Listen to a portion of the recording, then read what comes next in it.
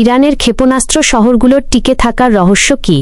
British সংবাদ মাধ্যম financial টাইমসের এক প্রতিবেদনে বলা হয়েছে, ইরানের ভূগর্ভস্থ ক্ষেপণাস্ত্র শহর মিসাইল সিটিজ দেশটির সামরিক কৌশলের অন্যতম গুরুত্বপূর্ণ অংশ।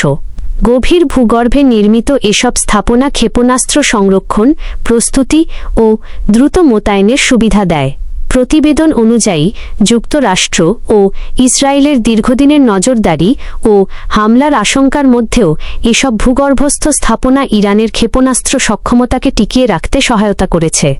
বিশ্লেষকদের মতে, পাহাড়ের নিচে ও শক্তিশালী কংক্রিট কাঠামোর মধ্যে নির্মিত হওয়ায় এগুলো ধ্বংস করা অত্যন্ত কঠিন।